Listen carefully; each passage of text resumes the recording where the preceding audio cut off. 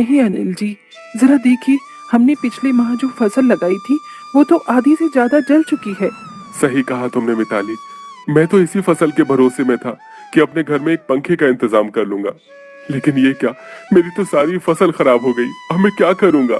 करना क्या है, हम हाथ पर हाथ रखकर नहीं बैठ सकते हैं। जो भी हमारा सहारा है वो ये खेत ही है। अब जल्दी से आइए। मिताली और अनिल दोनों ही अपने सूखे हुए खेत में दोबारा काम करने लगे। हालांकि आधी से ज्यादा फसल जल चुकी थी, लेकिन गरीब परिवार हार मानने वाले से नहीं था। अभी वो अपनी खराब जली हुई फसल को खेत से निकाल ही रहे थे कि तभी उन्हें एक औरत की जोर जोर से रोने की आवाज आई।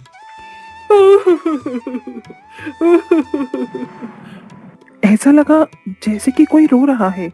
हाँ, मुझे भी लगा, लेकिन इस वक्त कौन होगा? चलिए अपने आसपास देखते हैं। दोनों पति पत्नी अपने खेत से निकल आए। खेत के बाहर सड़क पर उन्होंने देखा कि उनके ही जैसा एक गरीब परिवार जिसमें एक बुढ़िया थी और दो पति पत्नी एक छोटे बच्चे को लेकर जा रहे थे, और उनमें उन बच्चे की माँ थी जो रो रही थी। उन्हें देख मिताली उनके पास गई और हमदर्दी में पूछने लगी, अरे क्या बात है, आप ऐसे रो क्यों रही हैं? हाय मेरा लाल। बस बस। क्या हुआ भाई, इस बच्चे की तबीयत खराब है क्या? अरे अब क्या ही बताऊं भाई कि क्या हुआ है।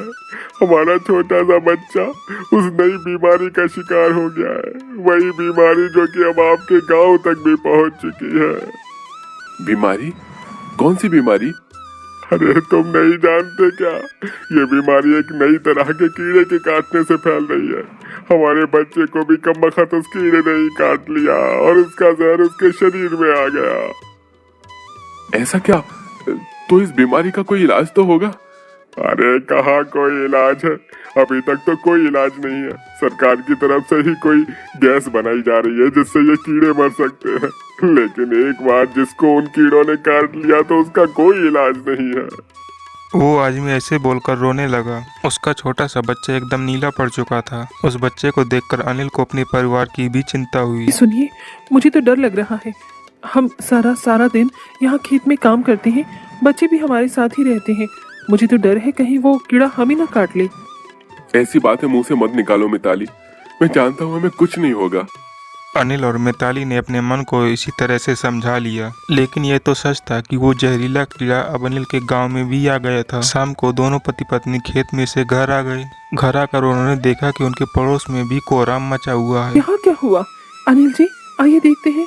अनिल ने आगे को बढ़कर देखा तो उनके पड़ोस में भी एक नौजवान को जहरीले कीड़े ने काट लिया था और उसके जहर से वो भी जिंदा लाश की तरह ही पड़ा हुआ था। मिताली, बच्चों को अंदर लेकर जाओ। क्या बात है, कहीं यहाँ पर भी वही? हाँ, तुम अंदर जाओ। अब अपने पड़ोस में ऐसा एक और केस देखकर मिताली काफी घबरा गई और वो अपने दोनों बच्चों को लेकर घर में आ गई। देखते ही देखते गांव में बहुत सारे लोग इस जहरीले कीड़े का शिकार हो गए और गांव में एक दहशत सा माहौल छा गया। और मिताली भी परेशान थी कि उसका परिवार सारा दिन खेत में बिताता था, इसलिए वो हर समय भगवान से प्रार्थना करती थी। हे दुर्गा माँ, मेरा तेरे ऊपर अटूट विश्वास है। मेरी और मेरे परिवार की रक्षा करना। जो स्थिति हमारे गांव के सामने खड़ी हुई है, ऐसे में बच्चों के साथ बाहर निकलना सही तो नहीं है, लेकिन बिना बाहर जाए घर का गुजारा भी नहीं होगा, इसलिए मुझे जाना होगा माँ। अपने और अपने बच्चों के पेट की खातिर मिताली अपने 5 साल की बेटी गौरी और बेटे राजू के साथ अपने पति के साथ खेत में काम करवाने के लिए चली गई। यहाँ कितना सन्नाटा है ना। पूरे गांव में उस कीड़े की दहशत जो फैल गई है। मैं भी अपने बच्चों को ले तो आई हूँ, लेकिन डर लगता है कहीं मिट्टी से निकलकर कोई कीड़ा इन्हें काट ना ले।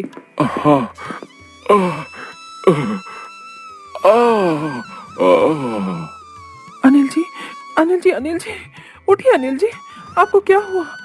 अनिल जी, अनिल जी। मिताली जोर जोर से रोने लगी। उसकी आवाज़ सुनकर आसपास के घरों में से लोग आ गए और मिताली को घर लेकर गए। घर आकर पता चला कि अनिल भी उसी कीड़े का शिकार हो गया था। ऐसा नहीं हो सकता अनिल जी, अनिल जी, आपकी गोली अनिल जी। उस दिन मिताली बहुत ज़्यादा रोई, लेकिन अनिल पर उसकी एक भी आवाज़ का असर नहीं पड़ा। अनिल के ऐसे अचानक बीमार पड़ जाने से दोनों बच्चों की जिम्मेदारी अब मिताली के कंधों पर आ गई। वो गरीब माँ अपनी बड़ी बेटी गौरी को अपने पिता के साथ छोड़ती थी और अपने बेटे राजू को साड़ी के पल्लू में बांधकर वो अपने खेत में अकेले ही मेहनत करती थी, लेकिन फिर भी उसके घर में भूखमरी हो रही थी। माँ भूख लगी है। मेरी बच्ची, मैं तुझे क्या खिलाऊं? फसल तो बराबर खराब ही होने पर है। अब घर में राशन भी नहीं है। बस अब बहुत हुआ माँ, अब तुझे मेरी भक्ति का फल देना ही होगा। माँ, तुझे अब मेरे परिवार के साथ इंसाफ करना ही होगा। ऐसा बोलकर मिताली एक दिए के ऊपर हाथ रखकर अपने मंदिर में खड़ी हो गई और माँ दुर्गा के नाम का जप करने लगी। जय दुर्गा माँ, जय दुर्गा माँ, जय दुर्गा माँ। माँ, मैं ये नाम जब तक जपूंगी जब तक तू मेरी पुकार को नहीं सुनेगी, जब तक तेरे नाम का जप करूंगी जब तक तू मेरी परेशानी नहीं हरेगी। मिताली ऐसे बोलकर माँ दुर्गा का नाम जपने लगी। उस दिए के ऊपर उसे हाथ रखे बहुत देर हो गई थी। उसका हाथ जलने लगा था, लेकिन उसने माँ दुर्गा के नाम का जप नहीं छोड़ा और कुछ ही देर में स्वयं माँ दुर्गा ने उसे दर्शन दिए। माँ, मिताली, लो, मैं आ गई। तुमने मुझे बुलाया था ना। मैं जानती हूँ कि तुम्हारी घर में क्या परेशानी है। मैं तुम्हारी परेशानी को दूर करूंगी।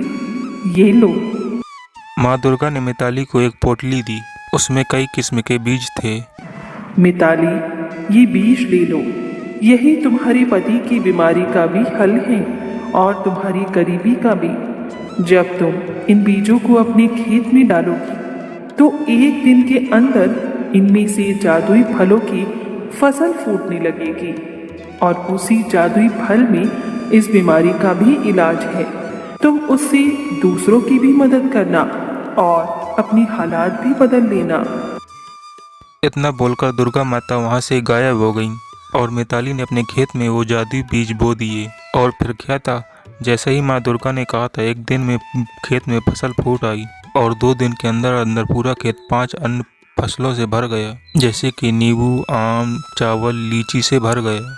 ये सब देखने में बड़ा ही प्यारा लग रहा था। उस खेत में अलग अलग रंगों के फल चमक रहे थे और बहुत सुंदर भी लग रहे थे।